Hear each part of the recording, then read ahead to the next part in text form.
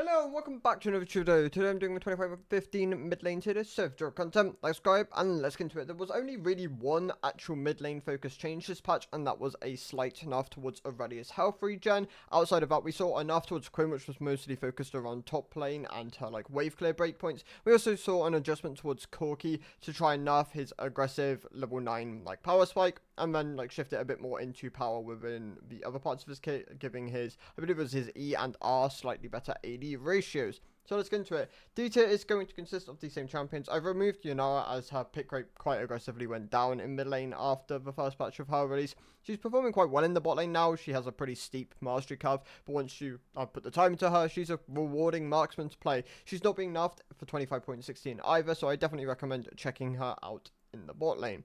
Other than that, the D tier champions remain as your Ezreals and your Varus's, just a lot of your marksmen, which have been kind of nerfed at some point or another to push them out of mid lane. These picks traditionally now have like considerably weaker either level scaling or wave clear breakpoints to make them just less obnoxious within the mid lane. As an extension of that, things like Smolder, who actually maintains a surprisingly high pick rate in the mid lane. Corki also still underperforms even with the adjustments this patch. I believe Corki mid lane sees a variation of two builds, one being the Trinity Force Manamune variant, and the other one being like the Shojin into like a Cleaver sort of like Overlord's Bloodmail core, where you're stacking a bit more HP and you're a bit tankier throughout the game. I think that build does scale a bit better, but traditionally you're lacking a lot of damage early game and aren't as much of a threat.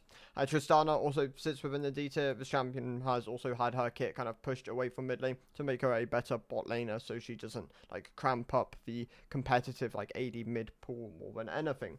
Moving on to the C tier then, we lead off with Gangplank, who mainly down here because of his difficulty curve. If you've put the mastery into Gangplank, I think this champion can do quite well at the moment, but if you just haven't put the time into him, or you aren't willing to like basically be an OTP to learn this champion, then he's probably better off you're better off just looking towards other AD options at the moment. He's not mandatory by any means, it's just a option there for you if you have played him with like in the past or have sunk a lot of time into him. Jace also a very hard mid laner to play. This champion obviously has an incredibly sharp mastery curve as well, in both top lane and in mid lane. The pick is less punishable in mid lane and traditionally has a better time here because of the builds he wants to go, where you're playing a bit more bursty and like lethality centric over the like grass kind of like Shojin build, which has been quite aggressively nerfed at this point to kind of push it away from being his like main build. So there, it's better here, but I still don't really recommend it because of just how difficult it is to pilot this champion. Brand is just on the weaker side. He's being buffed next patch, which is good to see because this pick should be on the strong side for like the elo bracket, which this tier list is for. Like the mid elo is where Brand should, like mid to low elo is where Brand should really thrive as a champion, and right now he just isn't. Yone, I've seen a lot of Yone mains complain about their like champion more recently, like the state of it, like not really happy with what Riot have kind of like done over the last couple of patches, or not so much last couple of patches, but like the last set of changes towards Yone. That being the W damage has gone down, the passive has had its modifier removed, so it was 90% damage on crit, it's now 100%, it's now the full value, and the QSS on the E, or like the cleanse, self-cleanse on the E being removed. Most people just aren't happy about this in the Yone side of things, so I wonder if I will go back and change some things down the line, but right now he's not that performant, even with the bulk nerfs, and I do have him in the C tier in his current state. Kiana, I think, is very easily able to escape the C tier if you've just put the time to her. I think a lot of the, like, there are some definite, like, elite skewed C tier options, like your Kianas, your Jaces, your Gangplanks, where if you're, like, Master Plus and you've sunk a lot of time into them, they can be really rewarding option. But for mid-elo, they're just picks I would never really recommend, even if they were quite strong within the current meta. Azir also follows suit in this. Even in, like, higher MMR brackets, Azir isn't, like, one of the best mid laners. He traditionally does really well in competitive though. Obviously he's like B1 like competitive whenever he is above average, or just like not even above average for average solo, like for general solo queue, just like whenever he's considered not terrible, he is just B1 in competitive because the environment is so good for him there. The control, the kind of like innate scaling of this champion's kit, combined with the fact that he can get pushed, he can have some level of fight back in lane, maybe not as much as he's had in the past, but there is something there. So this pick, I don't really recommend him like ever for solo queue, but he's definitely doing a bit better at the moment. The most recent set of buffs he received in like 25.13 or 14 really helped him, and yeah, he sits as a pretty okay C2 option. Like, if you want to learn him, you should learn him now. Whilst he's on like the stronger side, but it's still a pick I wouldn't really recommend unless you've put like hundreds of games into him.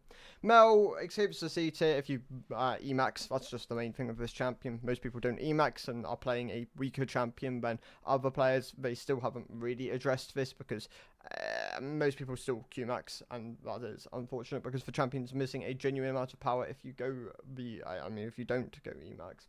Cassidy's definitely not performing that well at the moment. He sits towards the low end of the C tier. I separate him from like the top end because I just don't really recommend the champion at the moment outside of counter pick scenarios. Like, the pick is definitely on the weaker side of things. Rise sits in the C tier. He performs still relatively well in competitive, and I believe is still picked a decent chunk in high elo, but for average play he's definitely not performing that well at the moment, and it's not a pick I would really recommend. Morgana I'm also dropping down. It's just a lack of consistency. I don't think this pick is bad for the elo bracket. It's kind of like maybe not quite like Brand, but like it's just a consistency issue. Like, if Morgana was a more consistent champion, I would recommend it more, but because it has some reliance on setup and your teammates kind of playing around your bindings, that I just don't like it quite as much. But there is definite value to this champion if you're comfortable playing it in the right matchups.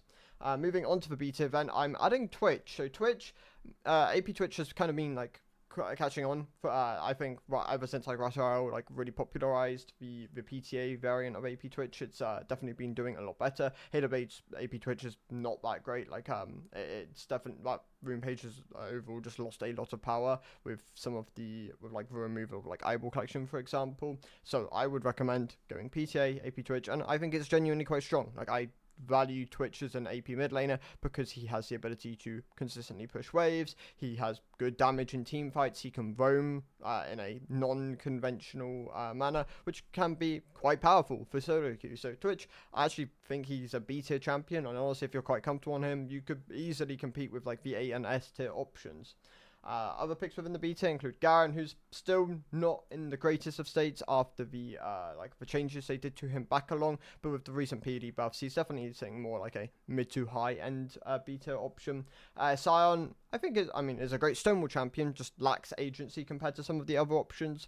Ari is not doing that great. Like, Ari's actually getting closer to the C tier. She's just sustained a decent amount of nerfs towards her kit, combined with some of her itemization being nerfed. Like, the Roa build just doesn't put out that good numbers anymore. I'd still recommend trying Blackfire Torch. Blackfire Torches, even back when Roa was really popular on Ari, looked like one of her best build variations. Obviously, her de facto is currently Malignance, and that's fine to go if you're like comfortable with it and that's the build path you want to choose. But I would recommend just like trying out the Blackfire build and seeing if you can where it works within what games.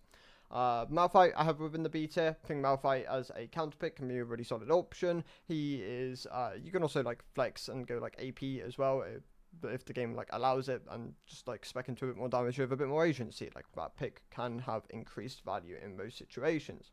Lissandra I think is a counter pick, it's fine. Right now we're just not that popular and just not that amazing. Like, yeah, play her as a counter pick if you already play her. Like, if she's already a champion within your pool. Outside of that, I'd recommend just avoiding the champion. Tilia, great pick for like competitive. This pick has great setup, great wave clear, very clear breakpoint, great like roaming tools for ultimate on her passive. Traditionally, these things just aren't valued as highly in solo queue, and thus she just doesn't perform quite as well at the moment. So I do have her within the beta. She does better in elite though. Like, I think in elite she probably sits sort of behind of the A tier, maybe even S tier again. So yeah, definitely, like, if you want to pick a champion, which I would just recommend having within your pool, then Tilia can be a good option, but she's probably not the best option just to go to, and if you're trying to climb. ASO I have within the beta. I think ASO requires a bit more out of the player than just stacking. Like, if you can stack, that's good. That's one of the main things you want of this champion, but you have to have some level of trade back in lane, otherwise you'll just be pushed over, and you can't really blind this champion because there's a lot of really polarizing matchups which he can definitely struggle into.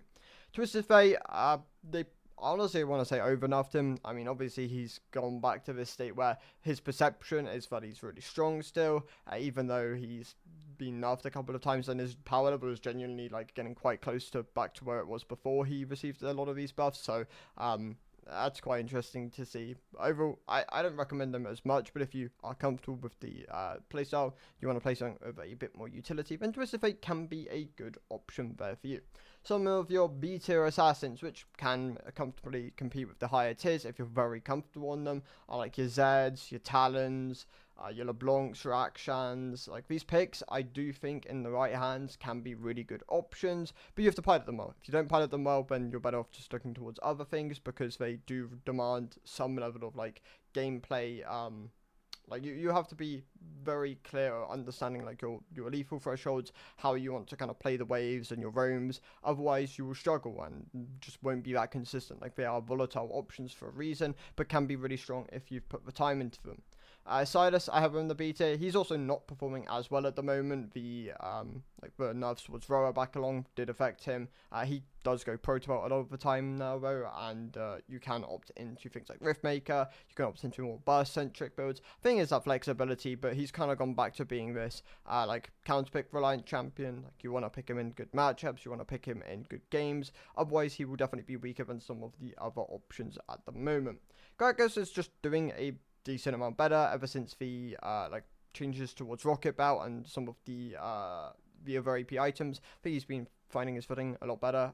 He's actually one of the biggest winners of feats. Like if you win feats and you have Lucids and you can upgrade to the 25 haste version of Lucids, that is very powerful. Like it's a great thing for Gregor. So genuinely, you want to look to get feats when you can because it is a very, very powerful tool on him.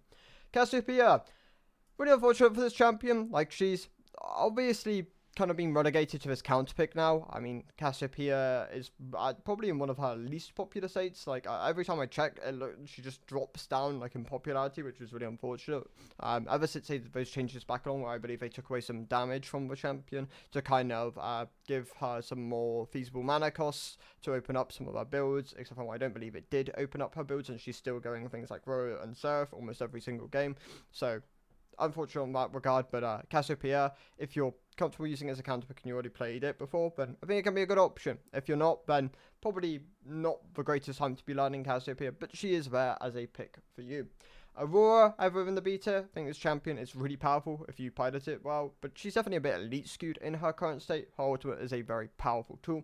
She has a great like laning phase, like she has so much damage within her like kit, and she can both opt into like burst centric builds or even like your Bruiser variants, like your Leandri, Bloodletter's Curse, Riftmaker builds are there as options for you into games where you're more consistently going to get bursted down. So I think she's in a pretty good spot at the moment. Sits within the B tier, bit elite skewed though, which is why she doesn't like break the A tier at the moment. Velcro sits within the B tier. I think he's a solid artillery option in the mid lane. My de facto was always going to be recommending Xerath. Like I really like Xerath as your champion, but Velcro's, I think if you've put the time to him, can be more rewarding than Xerath. He's really good upfront burst potential, and his like some of the tools he can provide is just nice. Like he has a pretty solid time at the moment, and I think he sits as a deserving high B tier option. Jogath sits within my B tier. Yeah, AP or like the roaming Jogath just doesn't do as well at the moment. Although there are just like AP builds which like I'd say function a bit better, like your Protobelt into your Rift Makers. I think that gives him a bit more durability, and it just gives him the upfront burst potential, which he kind of desires when you're playing AP Cho'Gath. The Shrelia, I think Shrelia's did get nerfed after like the popularization of that build, and he's just not performing quite as well on it anymore. Dropping down from the A tier to the B tier is Katarina. She is still a good I mean, if you're really comfortable playing Katarina, you'll continue to play Katarina. She's like the most OTP'd, or like one of the most OTP champions in the game, so I wouldn't like fear on that regard. I just don't think it's right having her in the A tier because of the like perception of the tier list. Like I don't recommend Katarina. Like I basically completely would recommend avoiding Katarina if you don't already play her. Like she is such a time sink, but unless you're an OTP, she is really unrewarding to play. You will lose a lot of the games like on this champion if you haven't put a ton of games into her. So avoid her unless you're an OTP, in which case probably doesn't matter where she's placed because you're going to play her no matter what. So yeah, I'll move her down to the B tier at the moment. Moving on to the A tier then, Fizz has been riding high off his buffs. He's still a great counter pick option, primarily used as like against like your immobile mages, your ASOs, your Syndras, for example. Zig's doing better after his buffs. He probably should be sitting towards the high end of the B tier rather than sitting in the A tier. He's not actually that insanely overperforming in the mid lane. Bot lane is a different story. He's definitely performing quite well there at the moment. But mid lane Ziggs tends to be a bit more inconsistent, which is why I only have him as like a low A tier option at the moment. Vex, I think, is a counter pick, and if you're comfortable with a champion, can be really good. If you're not that comfortable with a champion, she's not necessary, but it is a nice pick to have within your pool, and can be quite scary for like certain champions to be blinded into you. Quinn, having the A tier, she's still an A tier option. I just think she's like a low A tier option now because she lost genuine wave clear breakpoints, and that is going to make her slower around the map. And Nivea, really obnoxious champion. I think if you understand how to abuse this champion's laning phase more than anything, she is really, really like set up quite well at the moment. It's weird. I think Anivia's perception has gradually been shifting over time to realize that she's actually a pretty strong laner, but I cannot be understated enough. Like, Anivia's lane is so crucial to her, and like how you play it, because of just like her base damage values and like her amp on her E when you're like when they have like the chill effect on them. Really, really important to make sure you're like cycling your damage correctly, because that's how you kind of stable throughout the game and can become a really, really obnoxious mid to late game like team fighter, like control champion. Zoe sits within the A tier. Even with the nerfs she received not too long ago, I still think she's a viable, like, not even a viable, just like a strong mid lane option. She has a really good like early laning phase. She does a lot of upfront damage. It's a great pick potential with the bubble. I do think you have to be comfortable playing the champion. If you're not comfortable playing Zoe, probably once again better looking towards other options. But if you're very comfortable playing Zoe, then yeah, she's in a good state at the moment. Nico, I have within the A tier. I think the champion has obviously been gradually losing a lot of its pick rate in mid lane, and has definitely become like basically a main role support now. But Nico mid is still a good option. Still has a very powerful ultimate. Still has a very obnoxious laning phase. The main thing is understanding how to use her W. Like, if you're not comfortable using Nico's W, then you will lose a lot of power of the champion. And at that point, you're probably better like playing some of, honestly, some of the B tier options, or just some of the other A tier options. She has a pretty, like, that is her barrier to entry more than anything. If you understand how to use the W, then yeah, you're good to go. This pick is in a very solid spot there for you. Veigar is just good for this elo bracket. I don't recommend him as much for climbing because of the but he struggles a lot more in higher MMR brackets. You will be more consistently punished. You will be consistently punished for like not being able to move to plays, and that will, like, you will suffer for it. So definitely like a grain of salt when it comes to this champion. But if you're comfortable on it and you play it within this bracket, he's good for like winning. Like he's good for playing like getting to like diamond, for example. But then after that, I would recommend looking to expand your pool and just playing other options. And he's in a good spot at the moment. She's a very solid A2 option. Tibbers does a lot of damage still, even though they siphoned a decent amount of power out of him and gave it back to Annie through her base kit. Her damage is still really high. Like, she has pretty good wave clear breakpoints. You have different keystone options. I've seen electrocutes, Ares, phase rush variants, and she can do a lot of damage. She's also has a pretty low barrier to entry. She's not quite the easiest champion in the game, and I think a lot of people over time have like realized that Annie isn't the easiest pick to play. Like, there are just easier, like more like simplistic like play pattern champions. But if you understand how like the stun rotations, if you understand how to like use the wave, like use her kit to like wave clear, and you understand how to get value out of Tibbers within fights, then that's most of the way done. Like, that's like the value you need to get out of this pick. Neferi's actually probably like sleeper OP in mid lane, and honestly just in solo lanes. Like, I played against top Neferi in like Grandmaster yesterday, and that was the most obnoxious thing I've played against. It was like full laning runes, like Arcane Comet Neferi. Obviously I play Argot, so it's like really miserable, especially for this champion, because you can never eat at her because she W's you. You can never really like fight her because of the dogs taking out of your shotgun legs. Anyway, I digress. Yeah, this champion I do genuinely think is actually probably like long-term overpowered in lane, but no one really plays it, so it's like hard to really get a good read on this champion. I run the A tier, and I think she's a really rewarding AD option. Honestly, would recommend having it within your pool. Probably not the definitive. Like, I still think Yasuo is like my go-to recommend, but she's definitely there as an option for you if you enjoy the champion. That being said, some of the other, not so much niche mid lane picks is, Heimerdinger. I do think Heimerdinger is also pretty slept on. I know a decent chunk of Heimerdinger players which might make the champion work, like in like very, very high MMR brackets. So the pick has the power. I do think AP stacking is incredibly strong on this champion, though. Like, you need to get access to AP to make your turrets do more damage, your kit do more damage. I believe your turrets get more tanky when you're stacking AP as well, and that just gives them so much power. Like, obviously Rabadon's Rush Heimerdinger is probably not a legitimate way of playing the champion, but people have made it work, so there is definitely power there to it. But if you're just playing standard Heimerdinger, I do think the champion's in a pretty good state at the moment. Xerath, it's obviously my, like I spoke about earlier, is my recommended go-to artillery mage. I really like Xerath as an option. I think he's a great addition to any pool. And if you can use him as a counter pick to like your blinders is, obviously you won't see that in like lower MMR brackets, but as you go up the ladder, it becomes a more legitimate thing.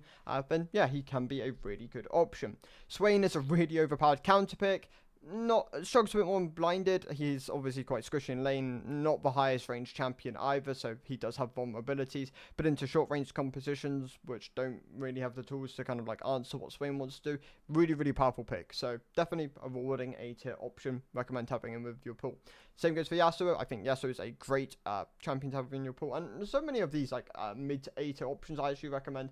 So like, I'll just rattle through them. So Yasuo, Orianna, Akali, Victor, Syndra, Hui. I do recommend just having any of these picks within your pool, and honestly, if you can, having all, because they're all really like core and just focus on really good individual skills. Yasuo, it's about laning phase, it's about mechanics, just outplaying your opponent. Obviously, he wants the setup through like other lanes and like win value, but if you can like play around these tools, really powerful option. Orianna, mostly through like the shockwave and like the early laning phase, how you're cycling your passive, how you're like playing the ball on the lane. It's really important, and it's a great skill to learn.